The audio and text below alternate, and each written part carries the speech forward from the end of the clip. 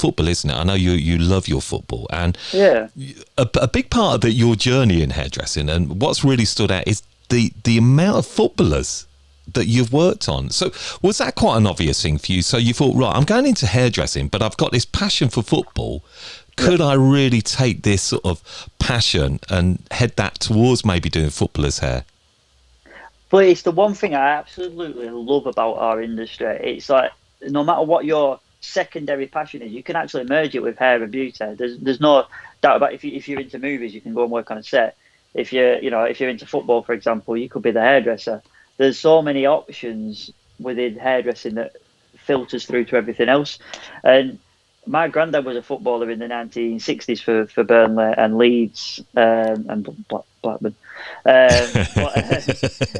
It's a bit like mentioning Tottenham to me, so I kind of get that.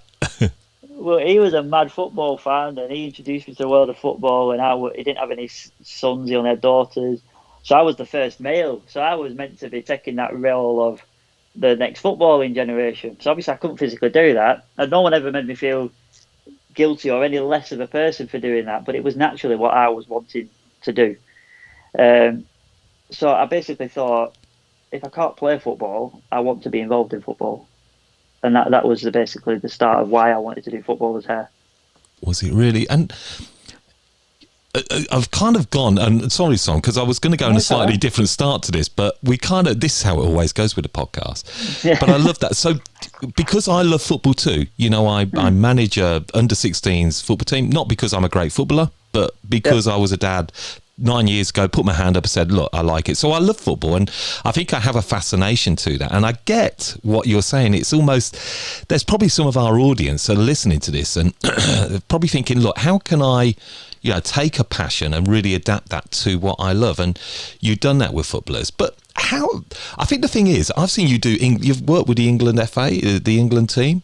Yeah, the national team, yeah. Yeah, I mean, which is, where did it start? When did the first footballer come to you?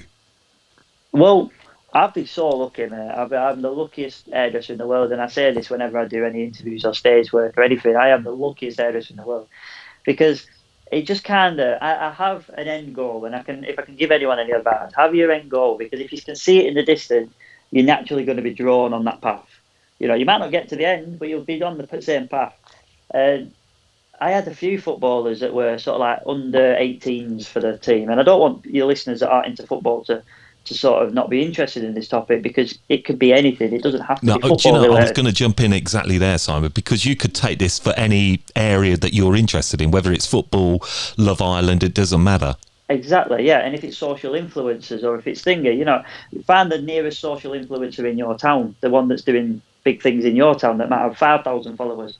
Might not be your 500 or your 5 million that you want, but it's the target that you're aiming for. So that's what I did. And I was doing under 18s that weren't footballers but were on the way. And one day, Burnley was this... Can we swear on this podcast? I don't even know if I'm allowed to swear, but I will swear. You can. I'll bleep it out. Burnley, this terrible football team was there that were just plodding around the footballing world. And next minute, we're in the Premier League.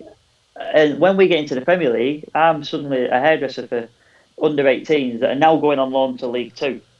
Well, okay, gotcha. So 2 turned to 4, 4 turned to 8. Some of them went back to the parent clubs in the Premier League.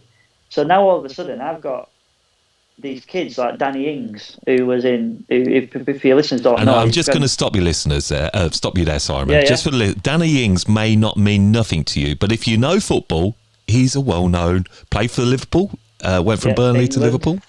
Yeah. So, well-respected footballer. Carry on, Simon. Huge footballer. So he's gone from there. So I've gone from doing him in the reserves because he had a knee injury, because my under-18s have gone to reserves. He's dropped to the reserves because he had an injury. And this is what I'm saying about the look and the knowing my path, because it's just this ladder effect. And basically, he came into me for a haircut with one of the reserve players. He's then gone on to play for Burnley. Then he's gone on to play for Liverpool, England, and now he's at Southampton. And that was sort of the start. That was to answer your question. It's a long-winded way, but that No, is it's a brilliant basically way because I was sitting there over last week. I was starting to do my research into yourself, and I knew quite a bit about you anyway, just from over the period. But I looked on your videos on your website, and I have to say, go and check out Simon's videos on his website. There's some really cool stuff there. Who's the guy with the tats and really bleached blonde hair? He looks super cool. Is he a footballer? Yeah. No, it was. He's a failed footballer. I'll tell you what, man, me saying that. He's called Chet. I presume he's the one that you're referring to. Yes, he is Chet. Yeah. And he's just a social influencer. I think he got on MTV show once, and then went on to be sort of like 500,000 followers or what have you. And he moved from London to the north, and he put a status up on Facebook. This is where that saying about the look that I've sort of, you do create your own look. And I don't, but like I said, that's because I know my path and I know where I want to be. So I'm putting myself within the circle to make the look come to that circle. That's what I make. That's basically my mantra. And make yourself available, and hopefully it'll happen. That's the way I see it. Do you know? I think when we go into the green room for our How to Cut It extra show, I think that's where I'd love to go into. Actually, Simon, is about knowing your path, know who you are, because that is so important to you as a hairdresser. Whether you want to just know your path as being a local hairdresser or working behind the chair, it is so important, isn't it, to know who you are? Absolutely. Like I said before, it doesn't have to be football. You can be into your shoes, and all of a sudden you're doing the catwalk hair for the runway of the shoe launch. You can do it with anything, but like I said, we'll go into that in the green room. And again, I don't want to spend the time because I want to get a little bit more backstory, and I'm holding back on it, and because I want to obviously hear where you are right now, and I know you've had an accident, and I want to go a little bit deeper into that. But just to really finish on the footballers, was there an apprehension of having a well-known footballer star sitting in your chair and you doing their hair? Mate, I remember shitting with myself. I remember shaking like a dog at the first time, and it's only happened to me twice in my career. And one of them was when Danny Ings walked through my door. And I remember all of a sudden, this is no exaggeration, we're in a small town in Burnley where football is everything. Everyone in Burnley spots out Burnley. And I'm doing this hair in this salon, and I'm shaking a little bit, and I'm nervous. I had a knee brace on at the time. I think I was injured again. And all of a sudden, one person walks past the shop window, and I'm renting a chair in this salon. So this isn't my salon. And I have never felt so alien in a salon in my life, because the stylists are looking at me. And then the clients are looking at like, who's he? Or oh my God, that's Danny Ings. And then people are coming past the shop and then opening the door, going, hey, Paul, just shouting in. Oh my God.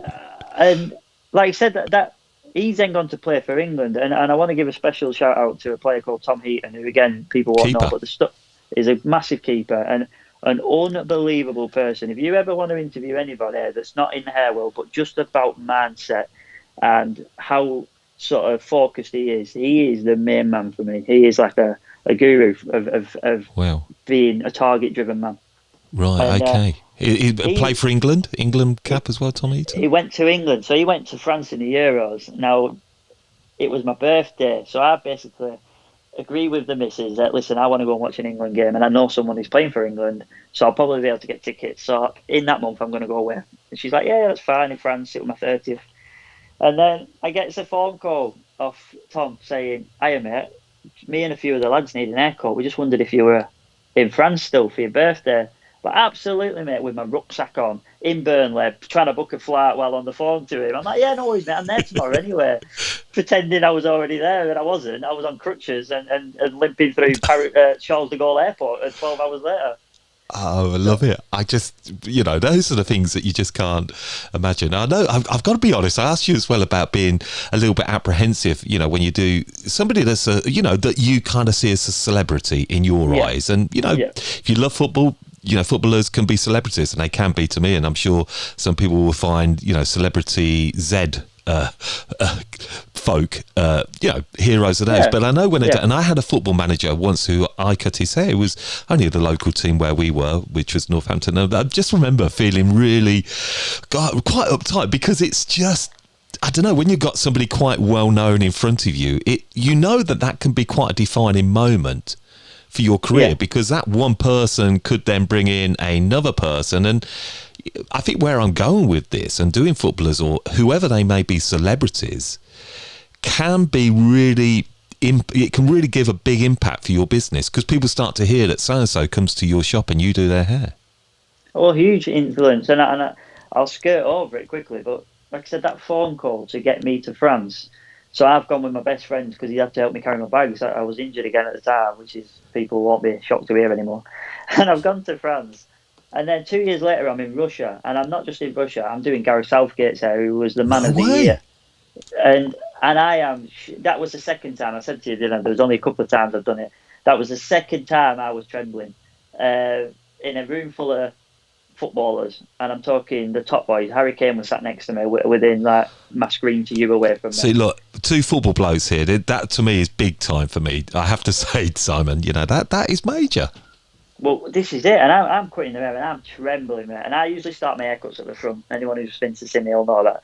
And then I've had to go to the back. So I thought he's going to think, who the hell is this guy quitting me hair? So I've had to go around the back, and I'm trimming away at the back. I'm thinking this is incredible, and because of that, I've got another story about that, but I'm going off tangent there. No, this is great. This is what I love. Basically, because of that, do you remember there's an owner of Pretty Little Thing called Umar Kamani? Yeah. And he owns this thing, billionaire, I think. And then he's put on Instagram or Twitter, anyone in Preston, Manchester area, that can do men's hairdressing, not a barber. Now, that was his tweet. That's not what I'm saying. And people were tagging me in it because I always refer to myself as a hairdresser, which I am. I'm still a women's hairdresser. But then I got him through that because they said, oh, he's done the England team's hair. So instantly I've got respect. It doesn't mean I'm a better hairdresser because I've done that, but what it has done is, like you said, it's given me another goal and another job. It's led to other things. So it's incredible what it can do. And then the influencers, like I mentioned, like you said, Chet and Callum Weekender have messaged me because they're in the area of Manchester, so they think Burnley's in Manchester. They don't realise it's an hour's drive from it. But again, just for our listeners outside of the UK, yeah, I mean Burnley, yeah, northwest.